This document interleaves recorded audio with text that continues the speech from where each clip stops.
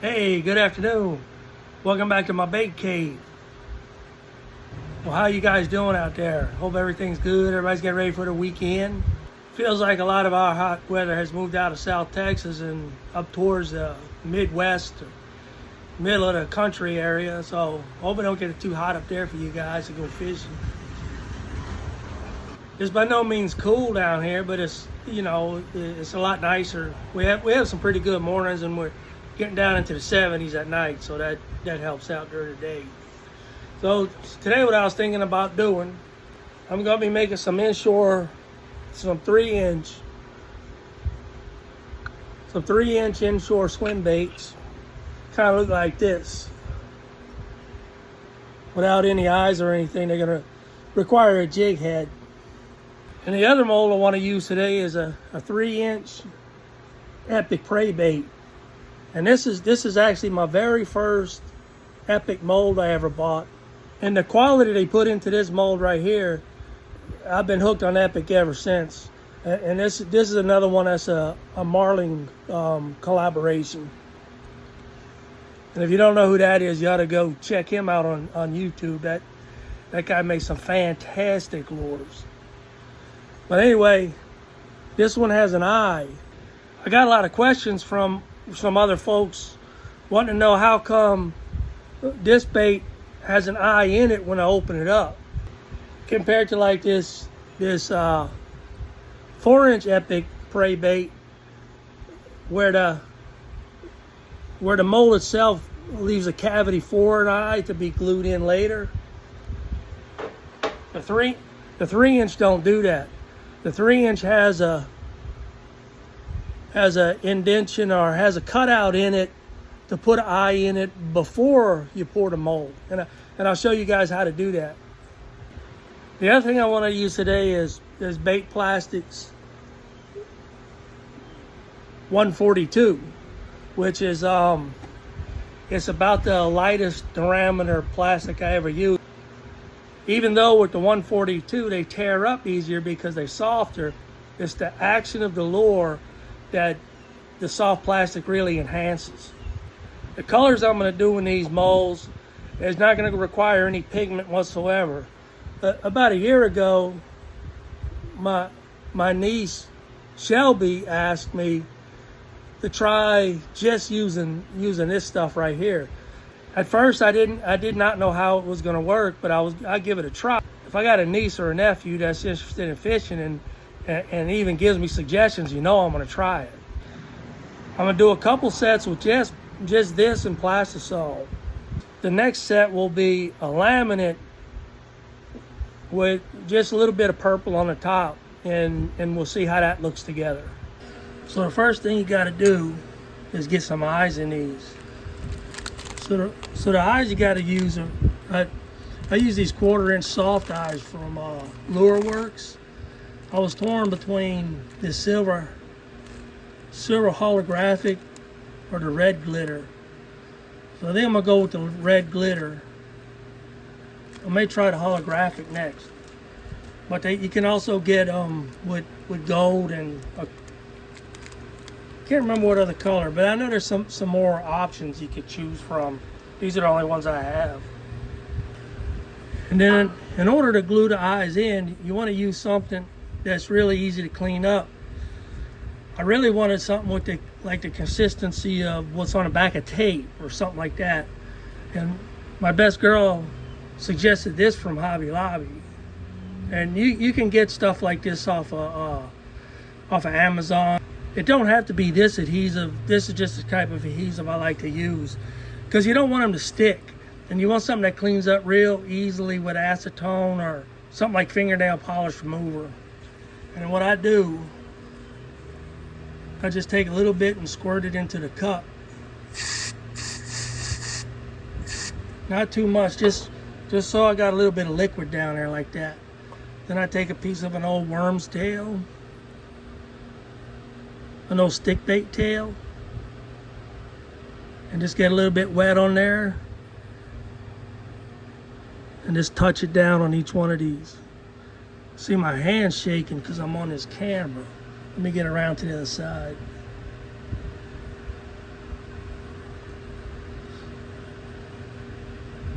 So you don't need too much.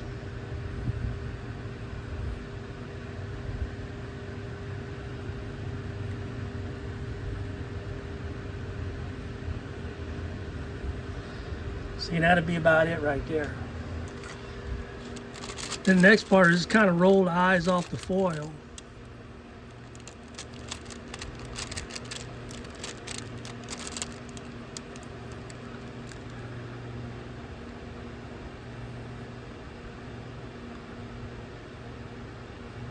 Just set them down in that glue, that adhesive. It's not glue.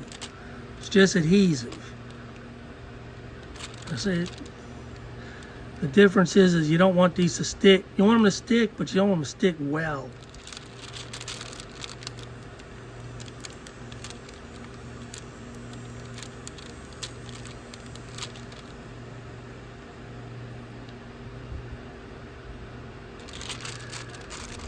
Look at that. If you don't want them to come off, they come off easy.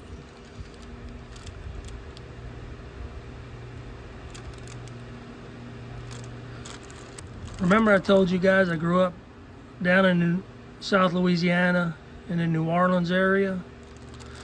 Well, here's another way people pronounce things differently in the whole entire United States, except New Orleans. This stuff's called foil, just a little foil backing. Down in New Orleans, they call this furl. Some kind of way they put an R in this. Over the years, they developed a method to put an R in this, so they call it furl. You know, say, go get that aluminum furl. Oh, and then if you're kind of out a little bit from, you know, I wasn't in the heart of New Orleans. I was a little bit outside, you know, some of the outer parishes. And no matter what brand this is, they call this Reynolds wrap. So anyway, once these eyes are in, you know, they'll stay there now. They're not going to fall out. But they will come once the plastisol is injected into the mold, then it'll adhere to the plastisol instead of the mold. And so the next thing we want to do is chalk it up in the vise. This is an issue I run into because I built this vise myself. In order to adjust my vise, you gotta loosen up 6 bolts. So I find a happy medium and just leave it here, and then I use I use a little extra stuff with shims so I don't have to move it. So then the other thing I have to do is I have no adjustment up and down, so I just got to put shims in the bottom. And a lot of times with a 3-cavity mold like this, instead of having it right here where just a half of each piston catches the corner, I'd rather line it up like this. And see, this way, watch this. See, the whole entire surface force of this piston is on this mold now, and it's transferred back to the bigger mold. And then this isn't long enough, I'm just noticing. So what I have to do is I gotta find, here, this will work right here. See, I can put this right on the back edge of the bigger mold, and then they'll both catch. And that's so much pressure on there, there's not gonna be any flashing. All right, so get the plastisol all heated. Look how clear that is. And something I learned with this stuff right here is less is better. So this one start off with an 1/8. That's probably gonna be it.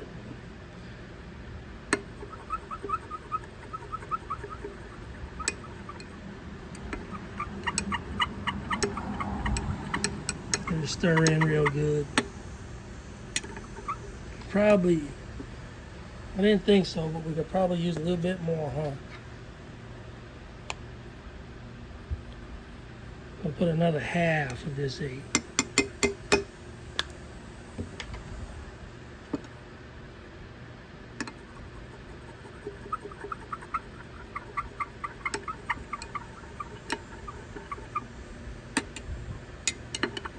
All right, I think we're gonna let that be it.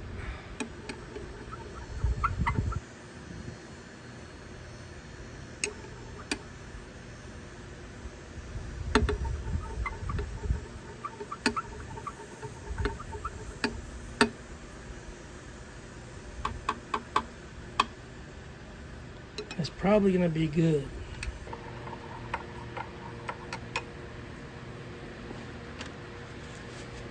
All right, I think, let's see how it's gonna work.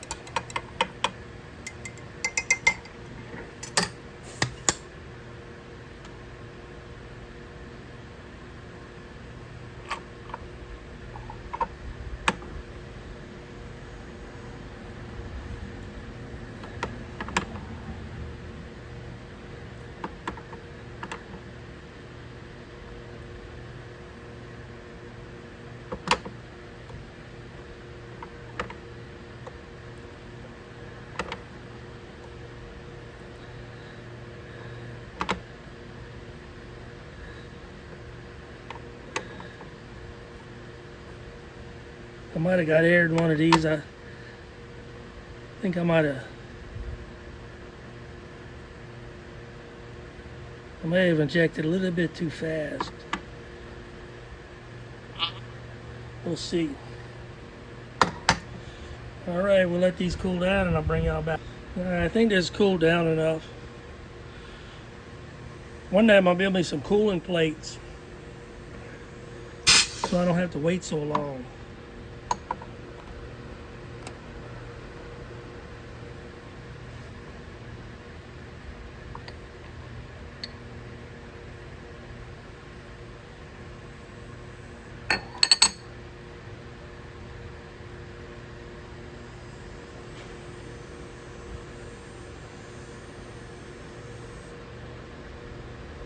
Alright, so kind of cool looking, huh?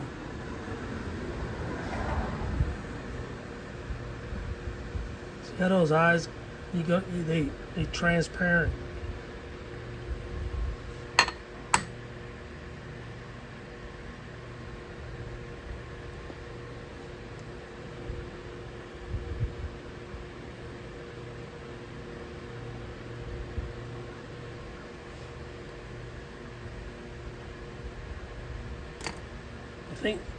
I think I should let these cool down a little bit more.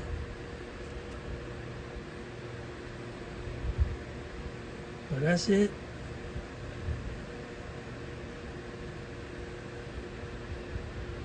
I have a lot of fun with these. With this softer plastic, their action is just fantastic. Hey, let's look at these Inch SwimBaits.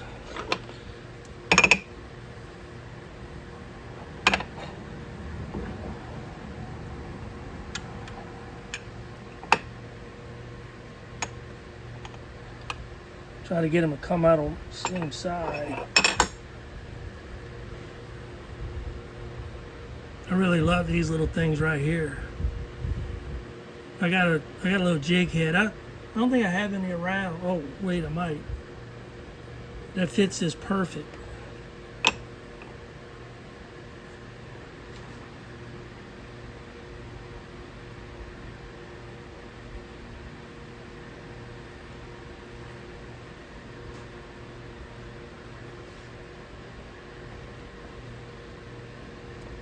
I actually like rigging them up on these things right here.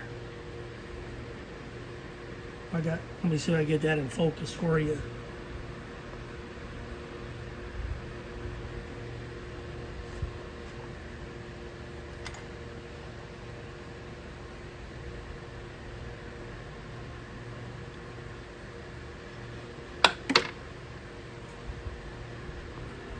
Move this camera over here, it's a lot easier to work.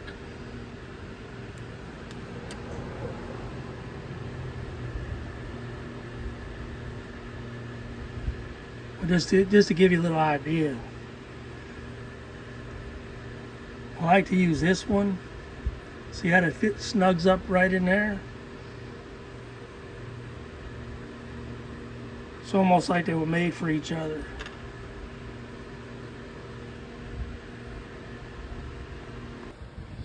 All right, so let's try to laminate.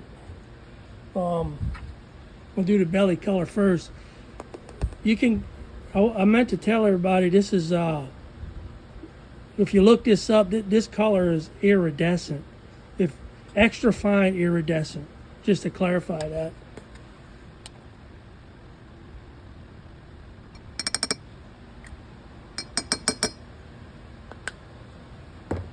And then the top is going to be this extra fine, well, and in this top is going to be 015 purple.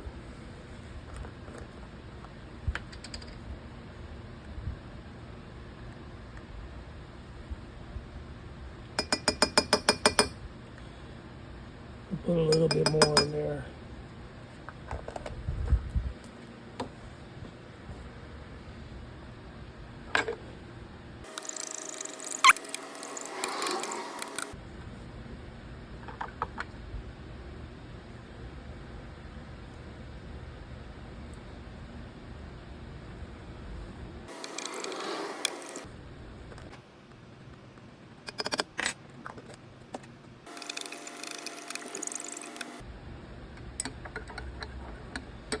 All right, I think they're ready.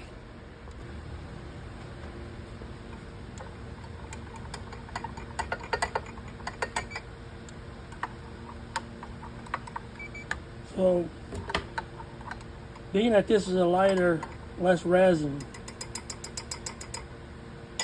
formula of plastisol, I'm going to shoot it a lot cooler than what I normally do, especially because it's a laminate. So I'm down to about 290 actually. I'm going to see how that works.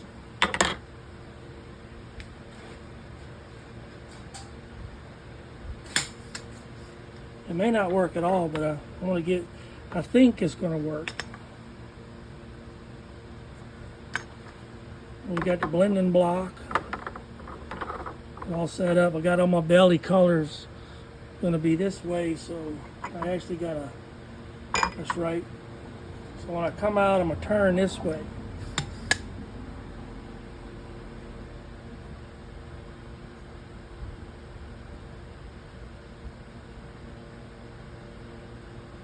Alrighty. Oh,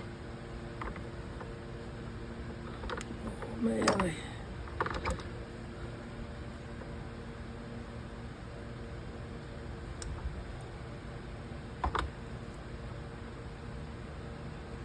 I'm like, the cooler I can keep it, the more they're going to stay separate. And that was another goal, is I didn't want them to run into each other too much. You know, it's going to happen. But the closer in temperature I could get them and the cooler I could get them, I think the more separate they're going to be.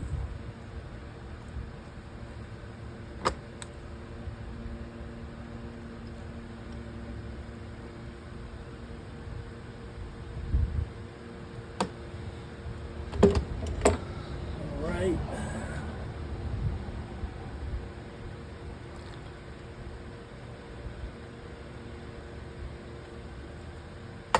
Maybe that was, even though that was extra cold on the injection temperatures, I still feel like I got them pretty good.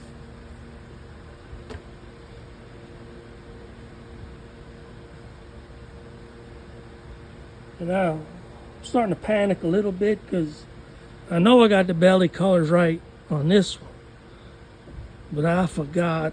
I hope I checked that one right. Well, we'll see. If you're interested to see what the blending block might look like.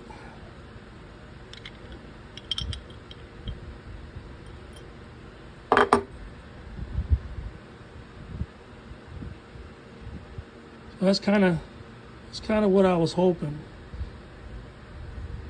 See, I could have put a couple drops of black in there and made it look like charcoal, but I really didn't want to. I wanted to keep that really clear. I want these baits to be very, very see-through and translucent. All right, well, it's been a few minutes. I feel like they're cool enough. Let's go ahead and take a look.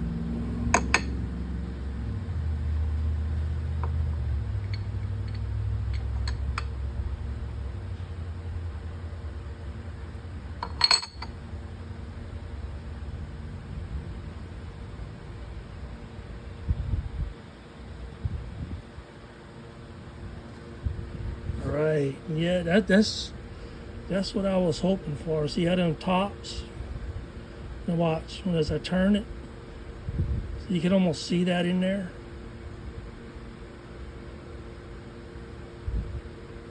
So that's what I was thinking it'd be like if I kept them all clear.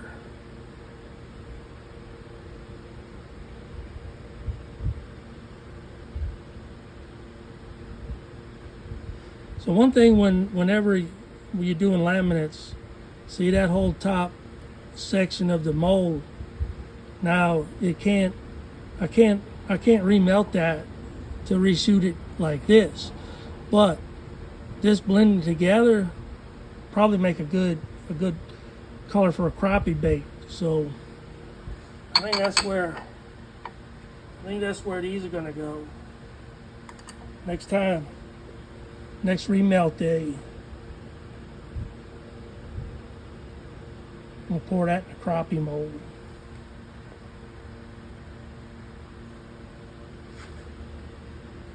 So there, look at that.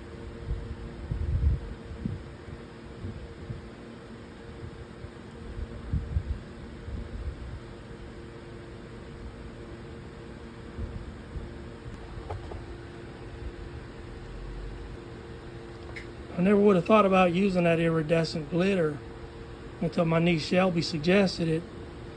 It's a glitter that's used in resin. So I figured it'd probably work pretty good in this. I really can't get over that lateral line look. It's just too cool, ain't it? So nice to see how these things came out. I don't remember if I hope I got the mold the right way. If not, these are going to be upside down.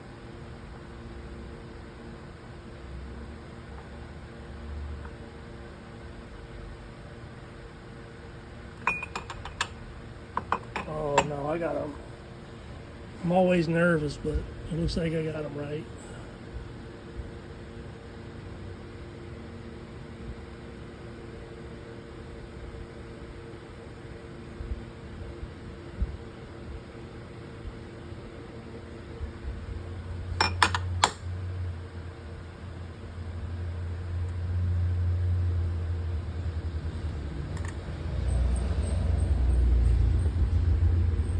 So that's it right there.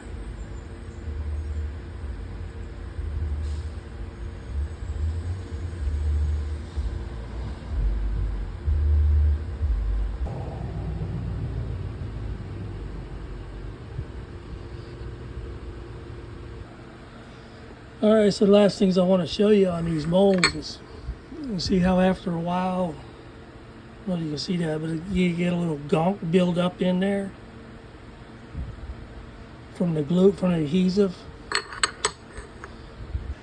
I find that acetone works the best. It's just made for cleanup projects. It's good on fiberglass and adhesives. It's really good and simple. Really what it is, it's the same thing. It's the same product in fingernail polish remover. So if you don't want to go buy a big jug of acetone, just go get your girl's fingernail polish remover, and then it takes that residue right out of there, just like brand new.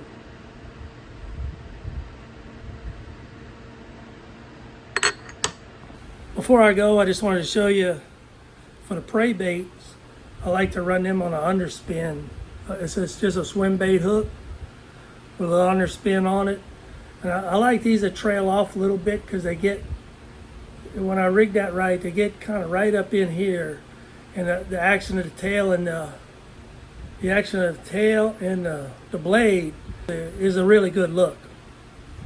on these little inshore swim baits, the 3-inch. I like to run them on this on the upper spin. It kind of runs like that, and the bait kind of sits right in here like this. On that, I'm not really doing a good job of showing you, but y'all get my drift. After these all lay out right here for I'll probably let them sit for about 24 to 48 hours before I bag them up, and they'll get a lot stiffer than they are right now, but they'll still be very soft. So the softer the formula, the more the bait is going to tear up. They won't be as durable. However, I get an action out of them that I want, and that's not what I would use if I was targeting a largemouth bass or something like that. But for a smaller fish, I feel like I do better with a more active type lure, so to speak. I guess what I'm trying to say. So you kind of really just have to weigh out the differences on what you want in a lure. And then when I change the colors on there and I'll go start using them as a bass lure again, I'll stiffen it up. I'll go to a 242 or 262 formula where they'll take a lot of strikes. It'll take a lot to tear them up, but then the action's not going to be as great.